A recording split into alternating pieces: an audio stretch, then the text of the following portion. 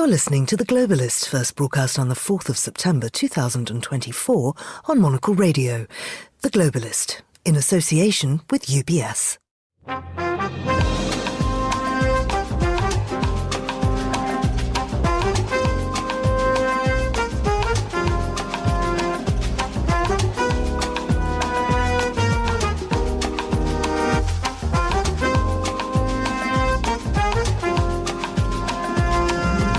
Hello, this is The Globalist, broadcasting to you live from Midori House in London. I'm Georgina Godwin. On the show ahead...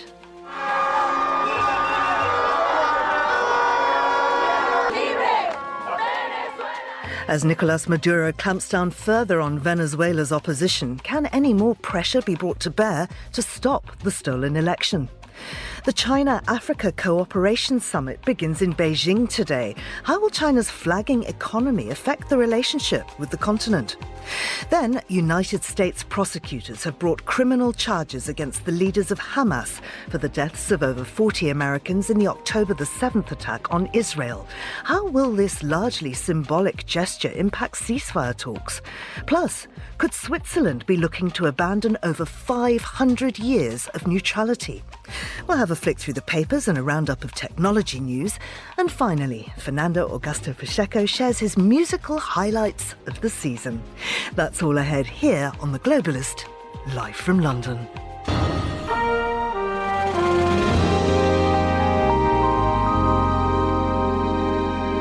First, a look at what else is happening in the news. Russia launched missiles and drones on Kyiv and the western Ukrainian city of Lviv, not far from the border with NATO member Poland, Ukraine's military said this morning. Patience is running out among United Nations Security Council members, and the 15-member body will likely consider taking action if a ceasefire cannot be brokered soon between Israel and Hamas in the Gaza Strip. And earlier today, Pope Francis urged political leaders in Indonesia, the world's most populous Muslim-majority country, to guard against religious extremism, which he said distorted people's religious beliefs through deception and violence. Do stay tuned to Monocle Radio throughout the day for more on those stories. Now, the Venezuelan National Electoral Authority and the top court in the country continue to insist that incumbent Nicolás Maduro won the July election, despite tallies proving that the opposition, headed by Edmundo González, had a resounding victory.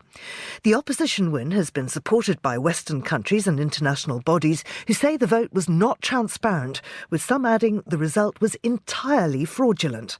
And now the Attorney General's office says a court has issued an arrest warrant for González, accusing him of conspiracy and other crimes. I'm joined now by Dr. Chris Sabatini, who's a senior fellow for Latin America at Chatham House. Chris, good to have you back on the show. What exactly is González accused of? He's accused of terrorism, an attempt to usurp power. These charges have been in the works for a while now, but basically what they're complaining about is first his claims, or the opposition's claims, which have been verified as statistically probable and legitimate by the New York Times and a number of companies and academics, in fact, at Stanford University. But they're claiming that because he claims that he won the elections, that he's trying to usurp the power of Nicolás Maduro, and that because they've been calling for people to peacefully protest against Maduro's claims of victory, he's guilty of terrorism, inciting violence. So the announcement of the warrant came after it was disclosed that the US had impounded a plane with links to Maduro. Can you tell us about this and how the two incidents may be linked? Well, yeah, clearly supposedly the impounding of the plane had been in the works as well. These things take a while to go through the U.S. Treasury Department, which is a sanctioning agency. But they've been thinking about it and talking about it in May. It's a luxury private jet in a country with 80% poverty, I just want to say, that they claim Maduro bought in violation of U.S. and international sanctions on his government that have been in place since 2019. And it was in the Dominican Republic. and they impounded it. It clearly was a very public effort. And then the next day, while these charges against Edmundo González have been in the works for a while, they've been calling for an investigation into these charges. But the next day, it was announced that they were going to arrest Edmundo González, who is in hiding right now. So clearly, we're back up to an escalation of a tit for tat. And the U.S. now has said that it's going to levy personal targeted sanctions on around 12 people in the government for, we can imagine these would be global Magnitsky sanctions. It would be for corruption and human rights abuses.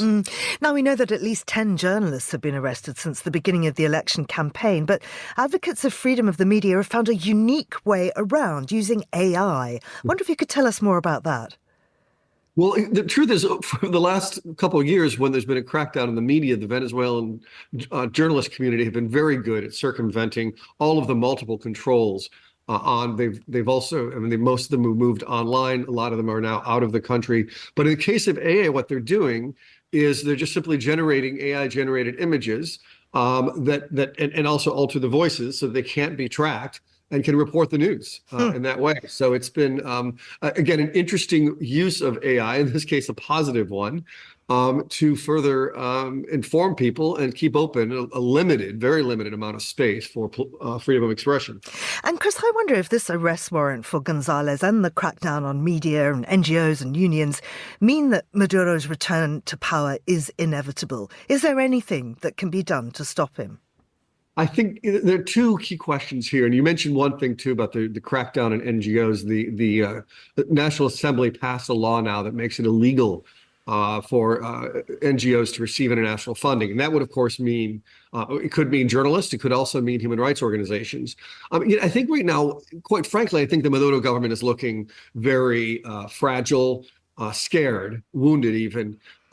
Because it does fear that the international community is really quite onto them and is condemning this victory. The presidents of Mexico, Brazil, and Argentina and Colombia are meeting soon to discuss what next steps. They were taking the lead on some negotiated solution. But that said, yes, it's clear the Maduro government is digging in to stay. As they ramp up this repression, his next term, he'll be sworn in January 10th. So it's a long time up until he gets sworn in. But his next term will last 6 years. It's a long time to be in power, given this level of repression. But clearly, they're digging in to stay, and they're not going to cede an inch. And do you think that diplomatic pressure from other countries in the region, as you were just discussing, for him to step aside will continue, or will they just dissipate? And might we see US increasing sanctions or other forms of retribution if González is actually jailed? It's a good question, Georgina. And the truth is, when it comes to the West, the UK, the European Union, the US, and Canada, they've for a long time have been very critical of the Maduro government. That really doesn't matter. I do think Brazil and Colombia and Mexico, because they're ideological allies, democratic ideological allies of the Maduro government, have a little more sway, but even they have found themselves thwarted and quite surprised by their lack of diplomatic leverage over this government. Because quite frankly, this government has said that it can survive another round of sanctions, it fully expects another round of sanctions. And frankly, governments like Russia and China and others have their back financially and diplomatically. They think they can survive. So the regime may survive, but what does it mean for civilian, political, media and economic life in the country? Well, first of all, according to polls before the elections on July 28th, more than a third of Venezuelans said they were going to leave if Maduro were reelected. We're already seeing thousands and thousands of people fleeing, mostly to Brazil and Colombia, but many will make their way to the United States. But this is after a quarter of the country, 8 million people had already left in the last, less than a decade, the last 5 years. So first of all, there'll be a huge outpouring of migration. Second, the repression will continue. I think now there's, every NGO pretty much has a bounty on its head, given this new law that was passed. Any opposition, there's no opposition who's above being threatened. This Edmundo González quite likely won the election. He's received international acclaim. He's a former diplomat. He even served in the foreign ministry during Nicolás Maduro's predecessor, Hugo Chavez. But even he's not above being arrested right now. So it really is a night of long knives, a very long night of long knives, because we have until January 10th. Finally, a rather bizarre thing. Maduro's announced that Christmas will now be celebrated on October the 1st, and it's not the first time he's moved the date. Why is he doing it, and did it work before? There are things this government does that never cease to surprise me, as when they converted all of their central bank holdings into gold. The Hugo Chavez changed the clock to make it only one half hour ahead of the Western nations, so he was on a different time. I don't know. I honestly don't understand their logic. Again, I think it's part of just an autocracy that is completely unhinged, unbound, feels it can do whatever. I can't imagine anyone would celebrate Christmas just on a different day by the decree or whim of a government. It seems extraordinary, but can it be enforced? I don't know how you would do that. Breaking down doors and stopping people from exchanging presents on a Christmas Day, the 25th, or forcing people to exchange presents in October. I don't even imagine how this can be enforced. Chris, thank you very much indeed. That's Chris Sabatini there. He's a senior fellow for Latin America at Chatham House. And this is The Globalist.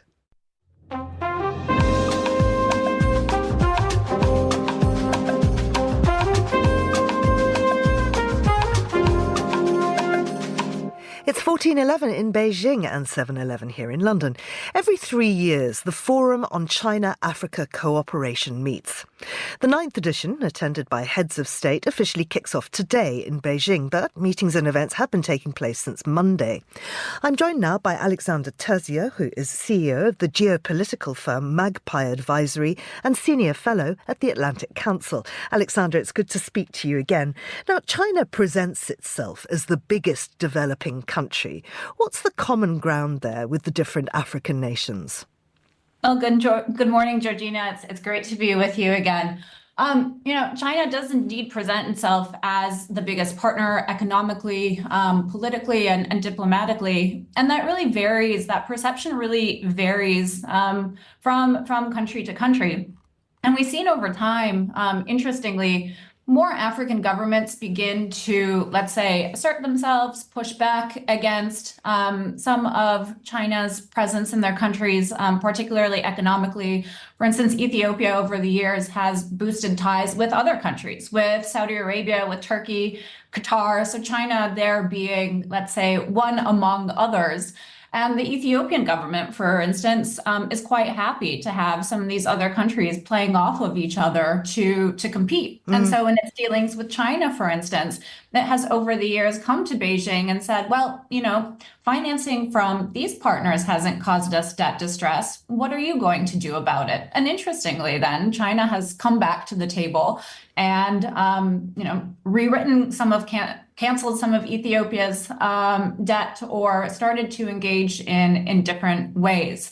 So while it does by and large remain the biggest partner to many of these African countries, the nature of that relationship has started to change over the years as African countries have, on the one hand, become more assertive and have become more assertive largely because they also have a greater choice of partners. And I think it's very important to point out here that we talk of China as one country, as indeed it is, but Africa is 54, 53, depending on whether you count South Sudan. But China's relationship, the point I'm trying to make, is different with each of these countries. You can't lump Africa together. Within the context of that, I wonder if you could tell us about the military and security ties between China and some African nations. Yeah, absolutely. And I'm glad you mentioned this, Georgina, because it's a dimension that doesn't receive sufficient attention, but is really by and large at the heart of China's engagements with the continent. Actually, there, I guess we might make the exception and lump it together a little bit. And it's really at the heart of its relations also, if you look globally, with what it's doing in the Indo-Pacific, in the Middle East, and elsewhere. And this policy emphasis in Africa in particular shows up in 3 ways, arguably more, but 3 in particular. One, of course, being arms sales. China, for instance, has now overtaken Russia as sub-Saharan Africa's top arms supplier. Russian exports to the continent declined by more than 40%. between 2019 and 2023 compared to the previous 4 years. And that has really created an opening for Beijing, one that it had been, let's say, trying to crack for several years now. And it's one that it's more than happy to capitalize upon. You also have infrastructure construction, notably ports. China opened its military base in Djibouti back in 2017. And it's reportedly now looking also for new bases on the African Atlantic coast, which, if it succeeds in securing, would give it two ocean control, if not more, if we look further afield. And an also often overlooked dimension in this regard, and one that the Chinese Communist Party places a good deal of emphasis on, actually, is military education. The training of African military and security personnel in academies across China. The most popular, let's say, institution for this has over the years been the People's Liberation Army Command College. Thousands of African military officers train there each year, and it actually counts among its alumni now 10 acting African chiefs of staff and 8 defense ministers, all of who have been educated in Chinese military doctrines and tactics, history, and so on. And actually, just this week, in the context or on the back of the forum, South Africa moved to deepen and elevate its military and security relations with China. This has been, let's say, a relationship that has been evolving a little bit slowly. South Africa historically being a little bit more of the darling of the United States and the broader West. But this week, China and South Africa elevated their partnership to what Beijing calls a comprehensive strategic cooperative partnership, which is a mouthful, and is also the highest, let's say, category of relations that Beijing keeps with partners overseas, not just with Africa, but globally. And very central to that, actually, is a focus on military relations, and particularly in this case, on maritime security. So security featuring very centrally in China's dealings with the continent. I just want to have a quick look at finances. I wonder if you could tell us about African debt to China and if the economic slump being felt in China is affecting Beijing's investment into the continent. It is affecting it, but not so to the extent that Beijing is, let's say, pulling out entirely. There have earlier in the year been some rumblings in previous years regarding China's pullback from investment in projects along the Belt and Road. And that has been the case, but if you look more carefully, it's less of a withdrawal and more of a shift. We now see China moving towards, let's say, smaller scale projects that tend to be a little bit less capital intensive, increasingly focused on the technology centers, ICT, building out data centers throughout the continent.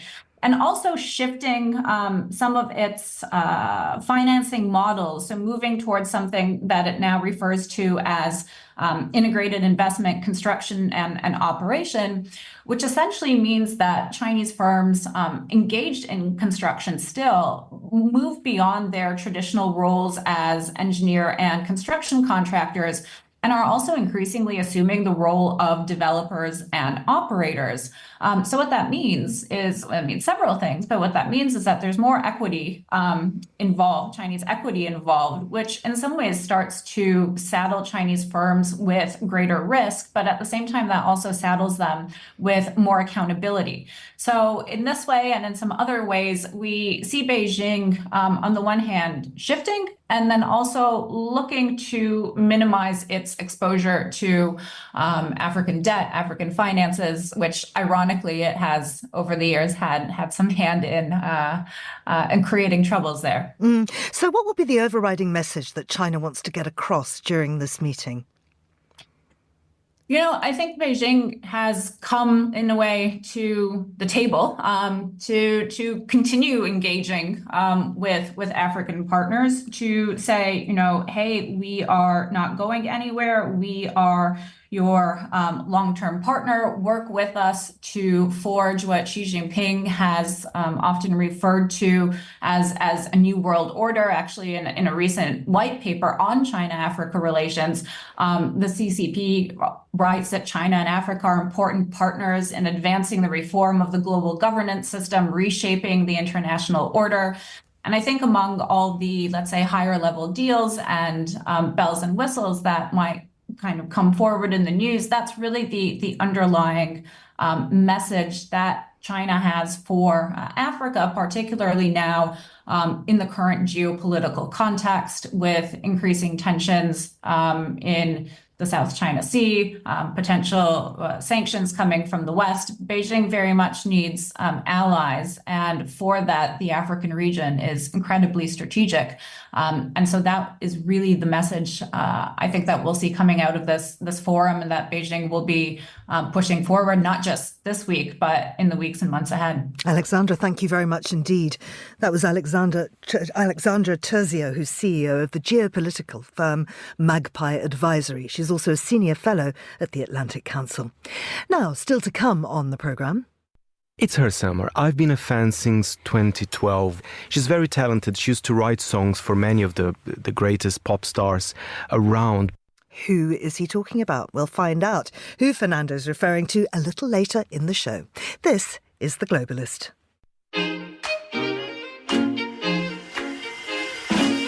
UBS is a global financial services firm with over 150 years of heritage. Built on the unique dedication of our people, we bring fresh thinking and perspective to our work. We know that it takes a marriage of intelligence and heart to create lasting value for our clients. It's about having the right ideas, of course, but also about having one of the most accomplished systems and an unrivaled network of global experts. That's why at UBS, we pride ourselves on thinking smarter to make a real difference. Tune in to The Bulletin with UBS every week for the latest insights and opinions from UBS all around the world.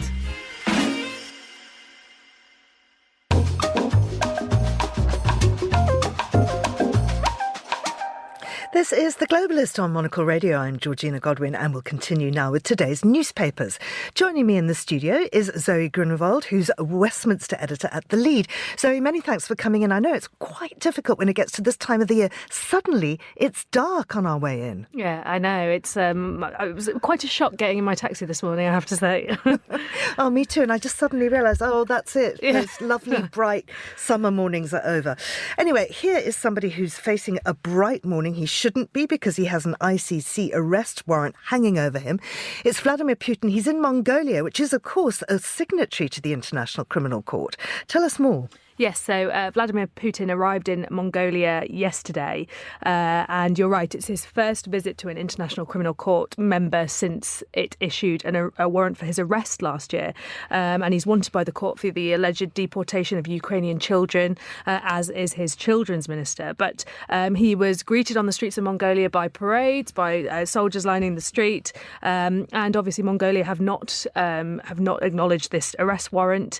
Mongolia has long kind of been an ally of Russia since the collapse of the Soviet Union in 1991. It hasn't condemned the invasion of Ukraine, and it relies on Russia for gas and electricity. So it's not a complete surprise that it hasn't adhered to the warrant, but there will be lots of pressure on it from the ICC and other member nations to adhere to it. And I mean, there are some questions surrounding whether somebody might just do it anyway. Is it up to the Mongolians? Perhaps another ICC member could be behind some kind of move. Absolutely. But I think there has been a confirmation from Putin's government that they are not expecting Putin to suddenly be arrested, despite the fact that the ICC is, of course, after him. And, there are questions. Mongolia, as you say, is a member of this court. So it's quite unusual for it not to be honoured in that way.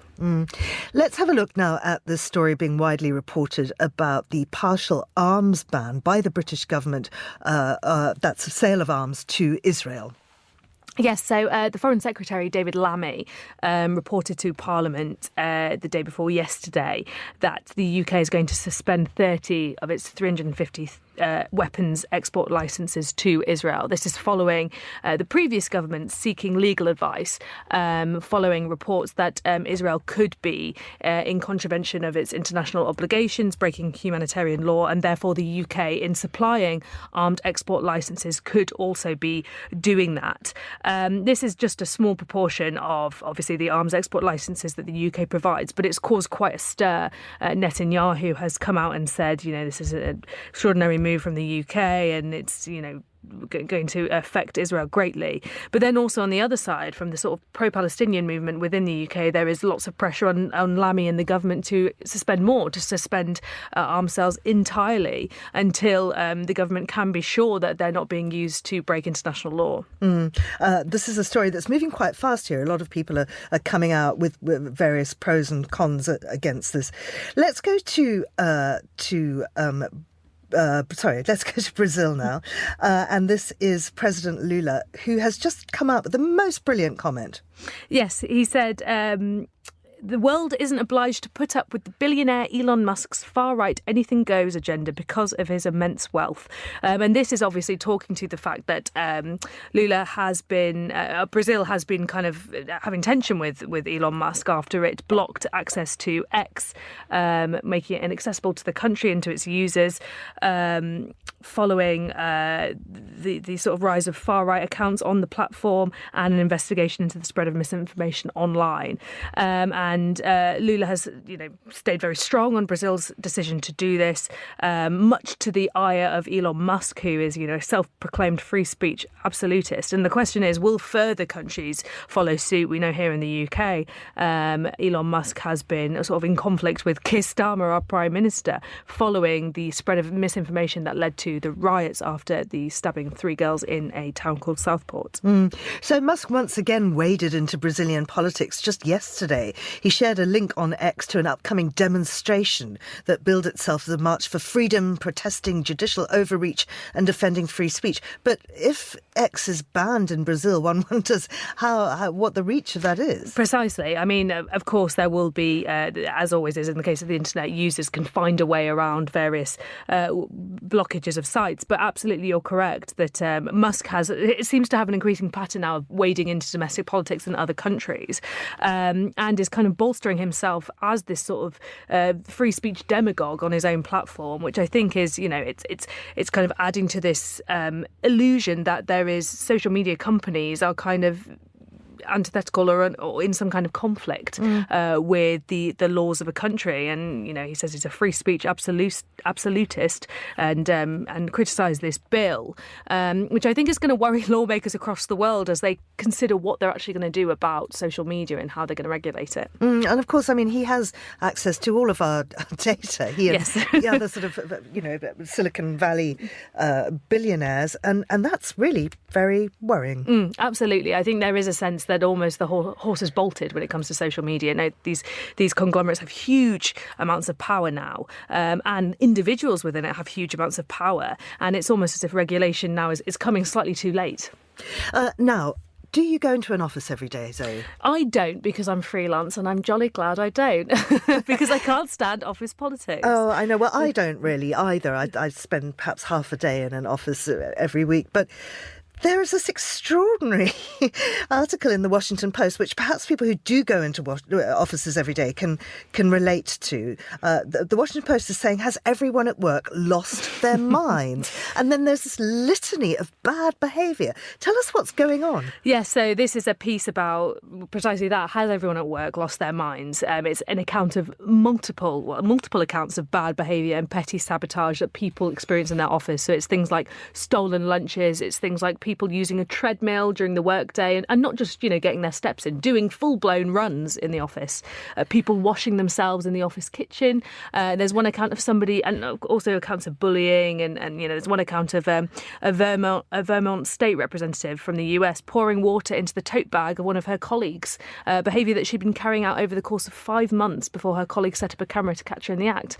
It's just this sense that actually the sort of contract around office working is deteriorating, and I guess as the personal and work blurs, people start to bring their bad habits into the office and actually make the whole environment really unpleasant for anyone else who has to work there. Well, I mean, I was just reading through this toenail clippings. Oh.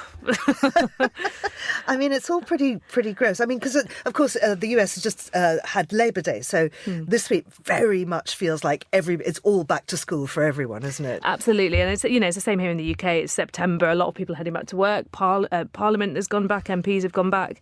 And I have to say, I've never encountered behaviour quite as bad as what is listed in this article. But I do think there is a sense, especially post the pandemic, that people being forced back into the office after they were able to spend some time working from home has created a very, very sort of grumpy and fractious environment where, as I say, people are allowing their personal habits to bleed into the workplace. And I think a lot of people very much feel like they don't want to do this, and why do they have to come in if they don't have, if they can work from home or work elsewhere? I think that's an extraordinary attitude. I would love, and in fact do love, the time that I spend in the office. I think it's wonderful to have a structure to your day. I also don't understand how a team can work effectively together unless you're face to face. No, I mean, there's all sorts of technologies now, isn't there? Slack and, Skype and things like that people use. But obviously there are plenty of things that you get from being face to face. But I think it's more difficult when you go into the office and you're used to your space and how you work, and you go in and people are doing all sorts of terrible things. Absolutely. Well, Zoe, neither you nor I are sitting here doing anything appalling just at the moment. Thank you so much for coming in. Now, here's what else we're keeping an eye on today. Russia launched missiles and drones on Kyiv and the western Ukrainian city of Lviv, not far from the border with NATO member Poland, Ukraine's military said today. This comes just a day after Russia hit a military institute in Ukraine's central town of Poltava with 2 ballistic missiles in the war's deadliest single attack this year, killing 50 and wounding hundreds more. Patience is running out among United Nations Security Council members, and the 15-member body will likely consider taking action if a ceasefire cannot be brokered soon between Israel and Hamas in the Gaza Strip, Slovenia's UN envoy, who's council president for September, said on Tuesday.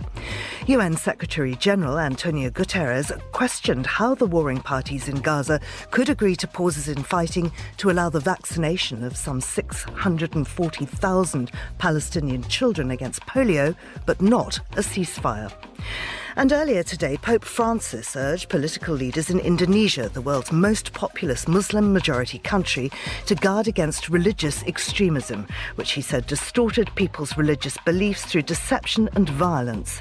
In his first speech during an ambitious 12-day journey across Southeast Asia, where Christians are broadly a small minority of the regional population, the pontiff said the Catholic Church would increase its efforts towards interreligious dialogue in hopes of helping tamp down extremism. This is The Globalist. Stay tuned.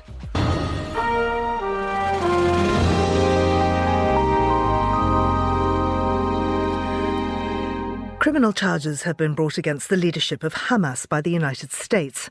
The top leaders of the Palestinian militant group are accused of orchestrating the October the 7th attack on Israel, which killed 1,200 people, including more than 40 Americans. The charges were actually filed against the 6 men, including Yahya Sinwar, the leader of the group, in February, but the complaint was kept under seal until yesterday. I'm joined now by Scott Lucas, who's adjunct professor at the Clinton Institute, University College Dublin. Scott, many thanks for coming back on the show. What's the detail on this? So you've summarized effectively that we have charges which include mass murder against 6 Hamas leaders. 3 of them are dead. 3 of them, including the overall leader of Hamas, Yahya Sinwar, are still alive. This is not an unexpected move. The Americans have repeated since Hamas's mass killings on October 7th, in which more than 1,200 people died, including several hundred civilians, that they held Hamas leaders responsible. The timing of the release, however, is interesting, I think, for 2 reasons. I think the first is that it comes amidst the revelation that yet another Israeli-American dual national, Hersh Goldberg Polin, who was a hostage held by Hamas, was killed, probably executed a few days ago. His body was found amongst 6 discovered by Israeli military forces in the past few days. But secondly, I think it's part of a balancing act in which the United States, on the one hand, continues to emphasize to the world, look, we do hold Hamas responsible for starting the cycle of violence, while on the other hand, particularly behind the scenes, they are trying to isolate the Israeli Prime Minister Benjamin Netanyahu. Why are they trying to isolate Benjamin Netanyahu? Because on Monday night, he effectively not just undermined, but possibly buried efforts for a ceasefire when he added new conditions in the negotiations, including saying that Israeli forces will not withdraw from a key corridor along the Egypt-Gaza border. I wonder, just going back to the charges, why they were kept secret. Well, because you're in the midst, on the one hand, of blaming Hamas for starting the violence, which has been continued now for close to 11 months by the Israelis. But you're also in the middle of hoping that you get a resolution and end to this violence. So at any point, if you bring out these charges against Hamas leaders, including one of whom, Ismail Haniyeh, who was killed on July 31st, but before that, he was Hamas's lead negotiator for that ceasefire. So, you're going to try to get a ceasefire while at the same time highlighting just one side, highlighting Hamas's responsibility with criminal charges. That doesn't work too well. But if the ceasefire efforts are effectively buried or close to being buried, then you do very little damage on the political front by going ahead and unsealing the charges. So is this Joe Biden trying to shore up his legacy, and how might it impact on Kamala Harris's campaign? It's the Americans walking a tightrope and trying to scramble to do something to limit the mass killings, now primarily the Israeli mass killings in Gaza, while tying their hands behind their back. And by that, I mean that up until this election in November, you will have Kamala Harris, now vice president, wants to be president, continuing to say, okay, on the one hand, we support Israel in terms of defending itself. On the other, we want to see the lives of Palestine civilians, especially in Gaza, protected. And then on the other hand, you know that the Americans are not going to cut military assistance to Israel. They're not going to call for an unconditional ceasefire. So if the Americans aren't going to use their leverage to stop the Israeli attacks, what do? You posture politically by, on the one hand, blaming Hamas, but on the other hand saying, but we still have these concerns for Gaza civilians. You hope it gets you back into the White House. You hope that it, preserves some type of legitimacy for Biden. But at any point, if not in the election, because I don't think Gaza will be a big issue in the election, but if, on the international stage, you want to still show that the U.S. has some type of influence, even when the U.S. in effect is curbing its ability to do anything significant. And just before we go, what do you make then of the UN saying that it's just losing patience and that a ceasefire must happen? How can that be forced? You can't force it. And I think you can read between the lines on that UN statement in terms of what others in the international community are now saying. And that is, Benjamin Netanyahu continues to block any effort at a ceasefire. Now, the Americans won't do that publicly. They won't criticize Netanyahu, but other countries now are. And as I say, if you look at his statements on Monday night, he effectively buried any chance of a resolution by insisting that Israel must control what's called the Philadelphia corridor on that Egypt-Gaza border. I think what is more significant is not the frustration expressed by the UN. It is going to be the frustration exercised inside Israel. Because in the past few days, we have seen hundreds of thousands of Israelis come to the streets and demand that something should be done, the catalyst being the discovery of these 6 slain hostages in Gaza. And we have seen opposition leaders come out in Israel blaming Netanyahu for personally preventing a ceasefire. That includes the former war cabinet minister Benny Gantz. And now we watch to see if the Israeli military, in other words, the defense minister Yoav Gallant, privately he has criticized Netanyahu for getting Israel into an open-ended war, which will not destroy Hamas. Does Gallant go public with this and try to maintain some hope of ending these operations, getting some type of ceasefire, if not immediately, then in the weeks to come. Scott, thank you very much indeed. That's Scott Lucas there. And this is The Globalist.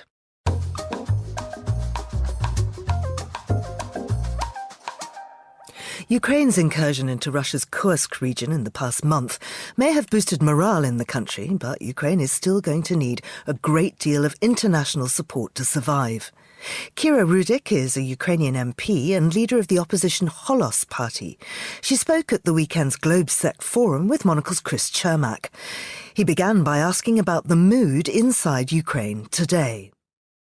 We are worried and we are preparing for the winter.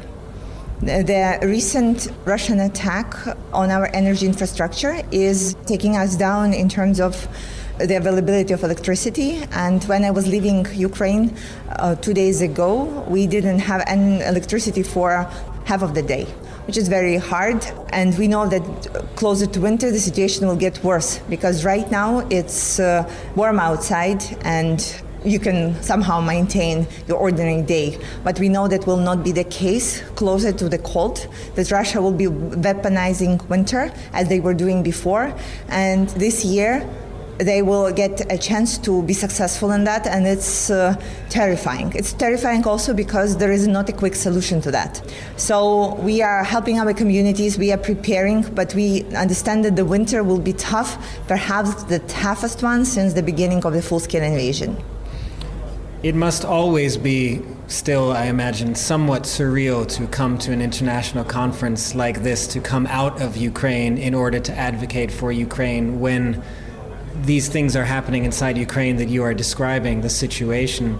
What has Globsec been like for you? What is your mission here? What kind of conversations do you have? How do you get your point across? Well, my main mission here is to deliver the message. If we fail, the terror comes to you.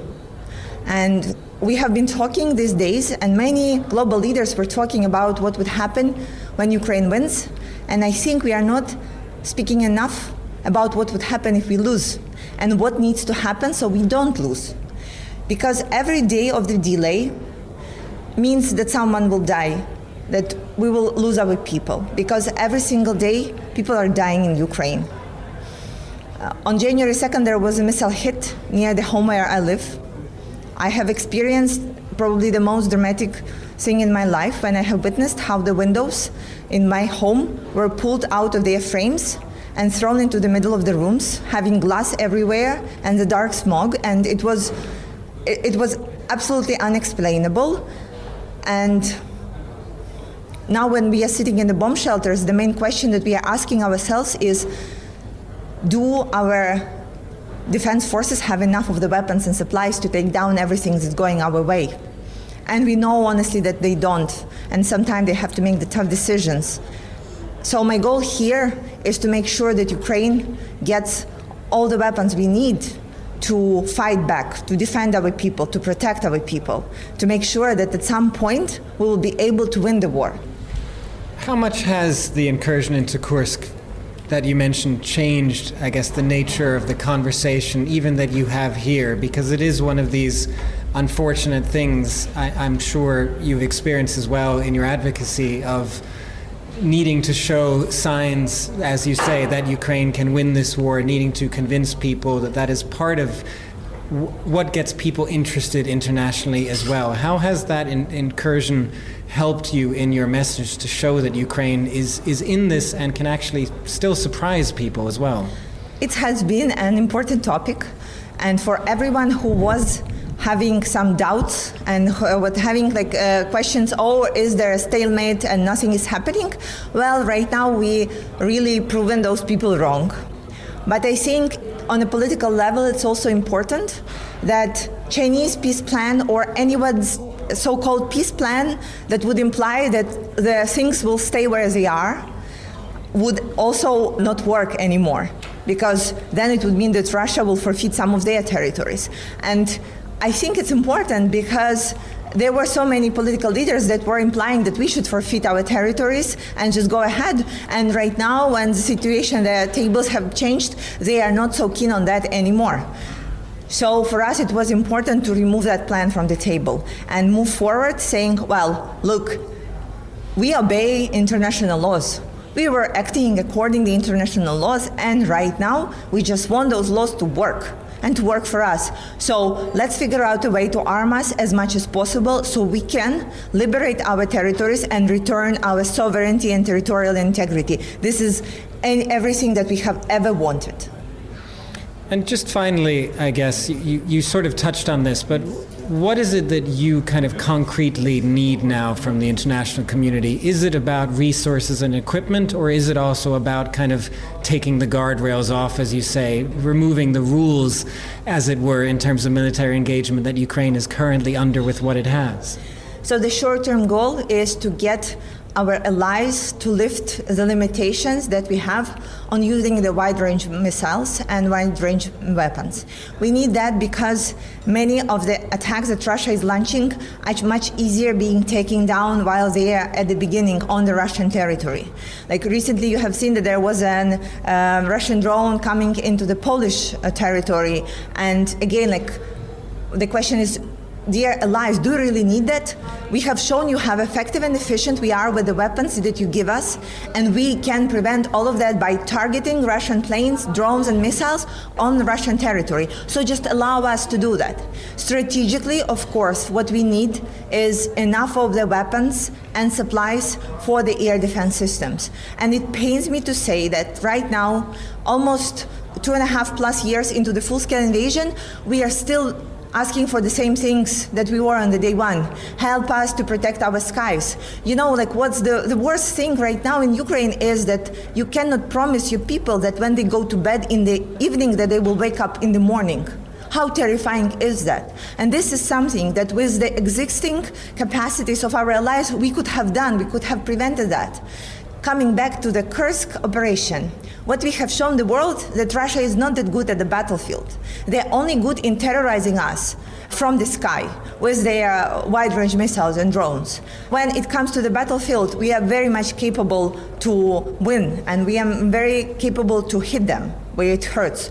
So help us to do what we are doing very well right now, fighting against the country that is a terrorist state, and help us win the war. And this is the plea that we are having here at GlobSec. We are having it almost at every meeting, at every side event, saying, okay, whatever headlines you're having is an illusion. We are here to prove you that. Please, please, please help our people to survive.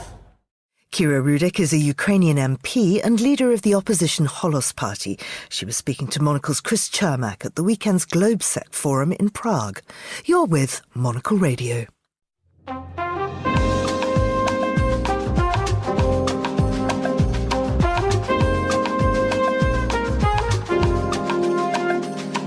It is 8:39 in Geneva, 7:39 here in London. Since 1515, Switzerland has been a neutral state. A new report by the Security Research Division, operating within the National Defence Department, queries abandoning the neutrality policy.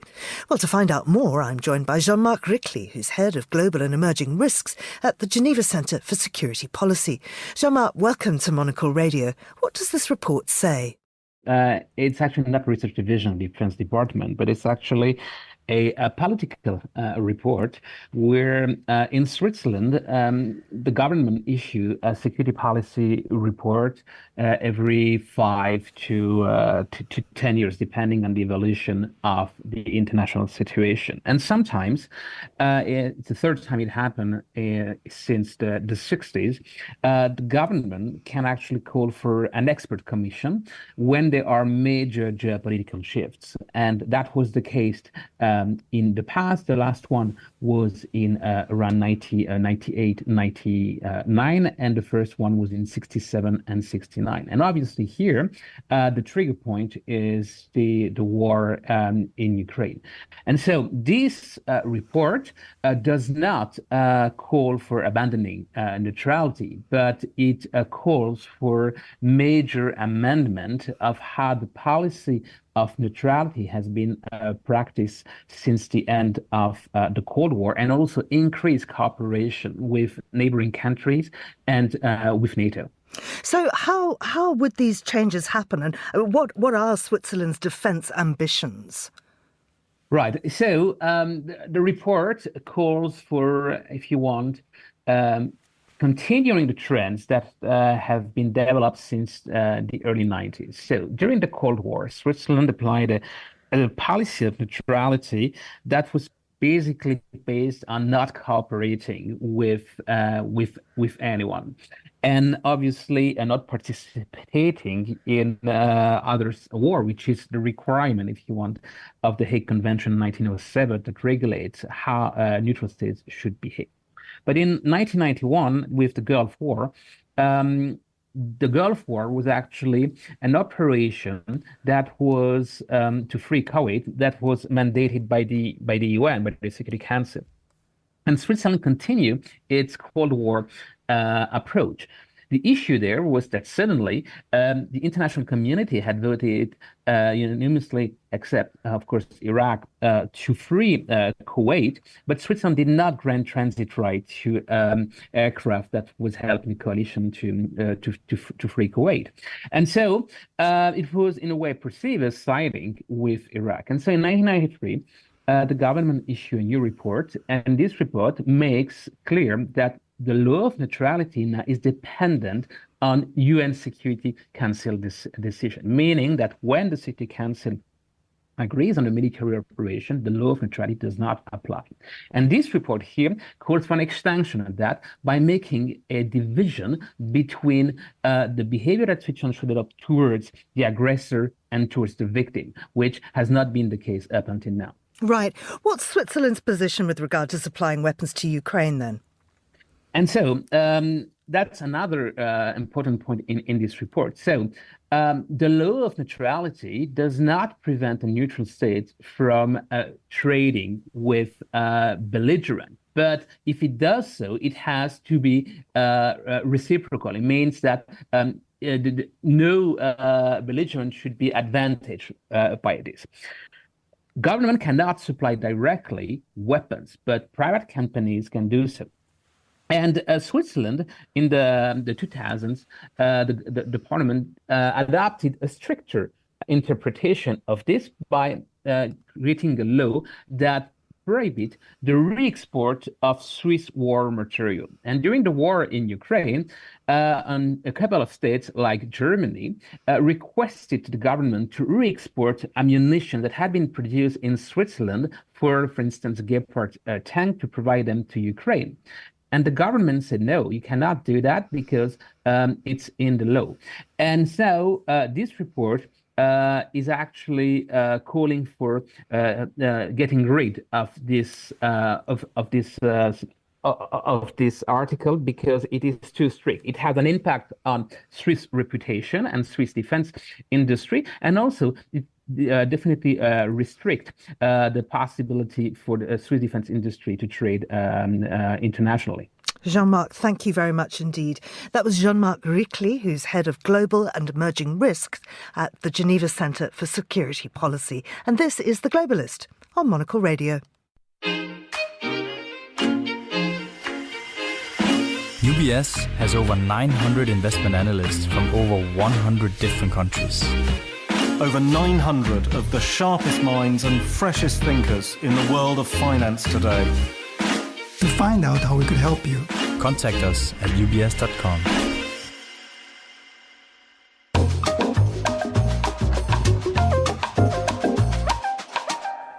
It's time now to talk technology with David Phelan, who's Monocle's tech correspondent. He joins us in the studio now.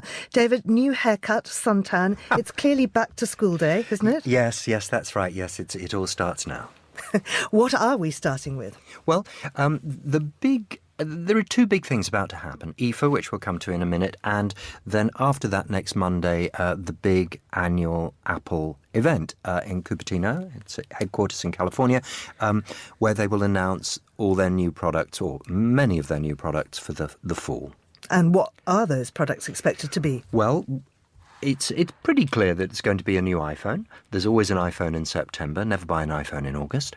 And this year there'll be like last year, 4, the iPhone 16, iPhone 16 Plus, which is a larger version, and then the Pro, the iPhone 16 Pro and the Pro Max, which is the larger version of that.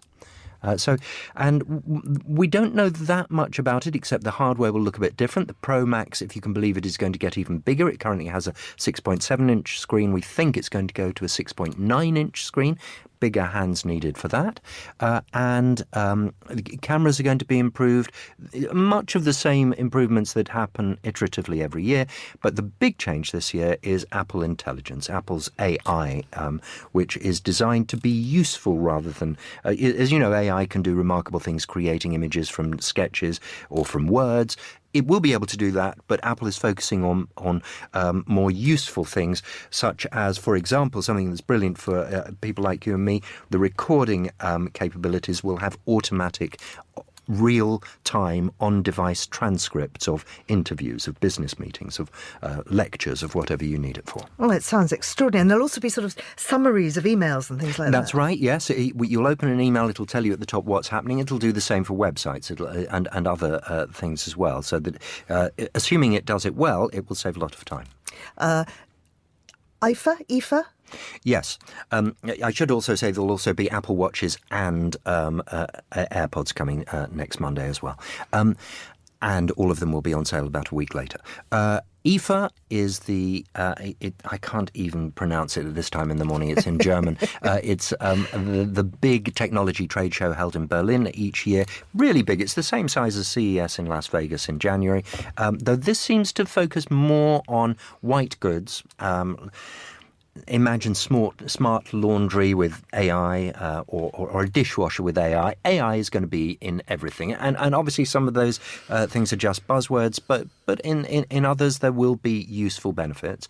And it's also very, very big on television. So Panasonic is one of the leading players at IFA every year, and Samsung, obviously, and LG will have, and indeed Hisense will have new products that they will be tempting us with. Now, the thing that I'm most excited about is these Dyson headphones. Now, the reason for this is, I don't know if you've noticed, David, but increasingly on public transport, I'm finding people playing their devices out loud. Yes. And there is no sense of guilt or that they're doing anything wrong. The one time I did ask somebody to stop, he actually followed me off the tube and pushed me over. No, that's terrible. So I have decided the secret to this, because I'm just going to blow a gasket sooner or later and get myself injured again, is to wear noise-cancelling headphones. And then you just don't hear them. I agree. I think that's a great idea. This Dyson OnTrack, Dyson's second pair of headphones, the first ones were a strange thing with a visor which had motors in them. So that was how Dyson got to grips with noise cancelling. If you can cancel out motors that are purifying the air on your ears, then they're onto something to start with. So beautiful case, huh? Yes. Dyson's always got great design. Of course, I can't open it. If you just pull them out at the top, you'll find it will prise open naturally. They are gorgeous. They are. They're pretty big, and you'll see that they have bright yellow ear cups. You might not like that. You can change them because you can buy extra ones in there are 7 different colours of ear caps, and indeed these sort of rattly things which clip onto the outside if you want a different ceramic or anodized finish will also work. So the idea is there is a great amount of customization to be done, all of which is meaningless if they don't sound good. Thankfully, they do sound good. Dyson points out that they have covered a range of sound from 6 to 21 kilohertz, which is outside the realms of human hearing. The idea being that if you've got the best ears or the worst ears, you will hear everything. They're quite big, but they are very comfortable to wear. And the timing's interesting because these are not the only headphones coming out at the moment. No, that's right. There's a very nice pair from Bang & Olufsen, the Beoplay H100 about to arrive, and there are rumours, I'm not quite sure I believe them, that Apple's AirPods Max, which are about the most expensive general use noise-cancelling headphones you can get, they're £549 in the UK, are about to be replaced with new ones. The Dysons are not cheap, they're £449, they are noticeably less than Apple. And are we now at the stage where we're not ever seeing a wired connection between headphone and device? You can still use that. That's still useful, for example, if you're on a plane, although you can do that wirelessly with a little doohickey that goes in between wirelessly. And there are some situations where you would want it. For example, if you're connecting it to a music player, there are high-end iPod equivalents, which have DACs, digital analog converters, inside to make the sound even better, and a cabled connection is better for that. I just wonder, though, David, with all the noise cancelling and everything, if it's dangerous, should you not be aware of the world around you? I think it's going to be dangerous for the people on the tube who are playing their devices out loud when you're nearby them. So, but I hear what you're saying. It's a dumb thing to do if you're cycling, for example. But there is something very, very enjoyable. On an aeroplane, they are just unbeatable. David, thank you very much indeed. That's David Phelan there, and you're listening to The Globalist on Monocle Radio.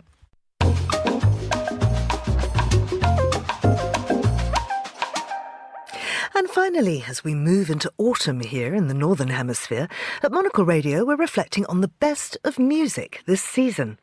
Monocle's Andrew Muller sat down with our senior correspondent and chart aficionado, Fernando Augusto Pacheco, to sift through some highlights. Fernando, we've taken the show over. It's like we have slung through the window on a chandelier and we're just in charge now. What are we doing? We are looking back at summer in music, and that's very important, Andrew, because...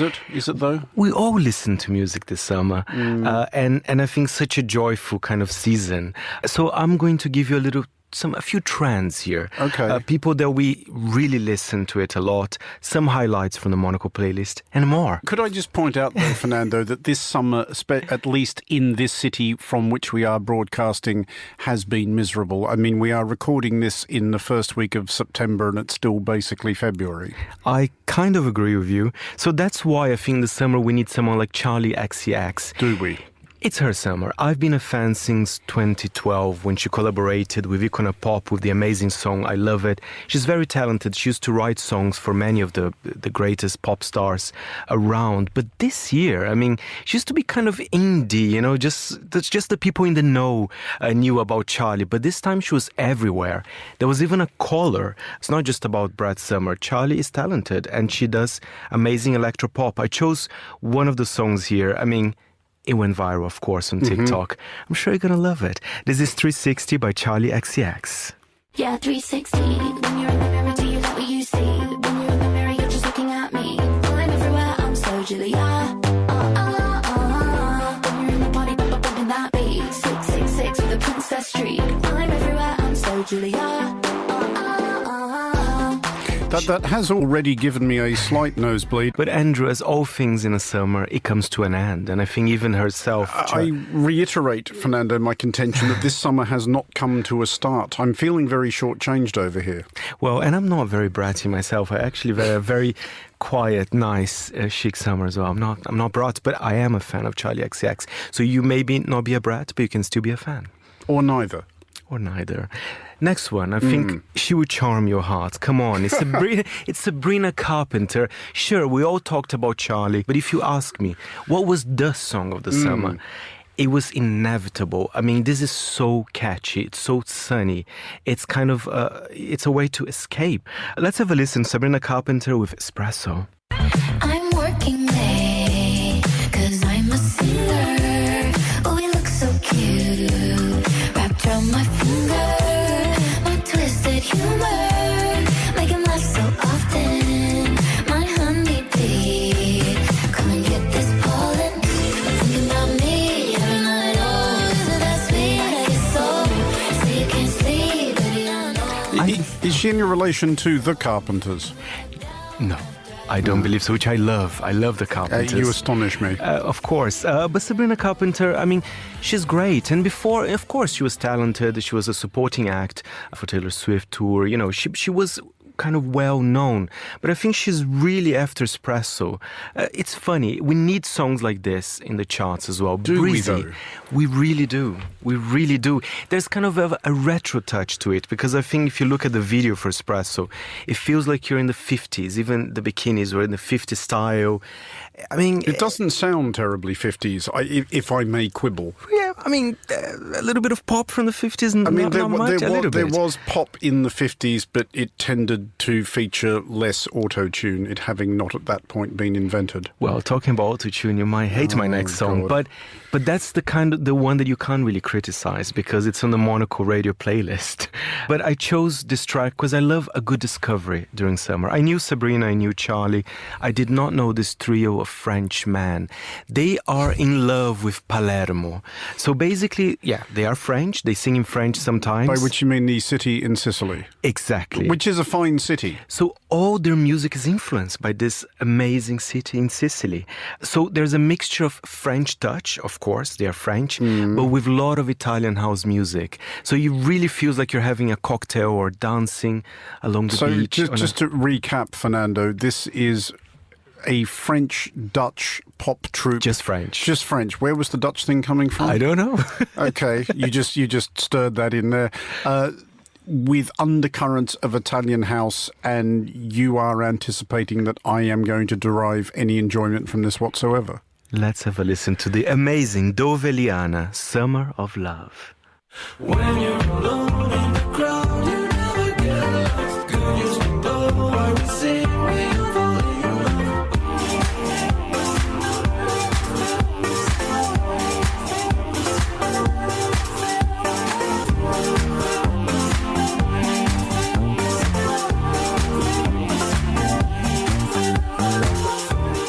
It's best to be enjoying the full song, but this is just a little taster. It's a song for the dance floor, and Andrew, a little reminder as well that yes, for Charlie XCX and Sabrina Carpenter, even Dove Liana, but I think there's been many other kind of summery songs. So keep listening to Monocle Radio so you discover more international pop for your late summer.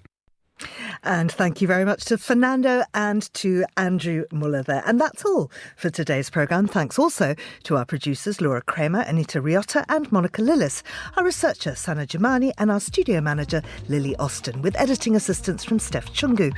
After the headlines, there's more music on the way from our global playlist. We'll focus on Nigeria in The Urbanist. We'll take you to Japan on our food and drink show The Menu. And you can also download a show I made in Melbourne with the actress and comedian Magda Subansky. She's on the latest episode of Meet the Writers. And then we'll be back in London, where I'll come to you live from our studios here at Midori House with The Briefing. The Globalist returns at the same time tomorrow. I'm Georgina Godwin. Thanks for listening.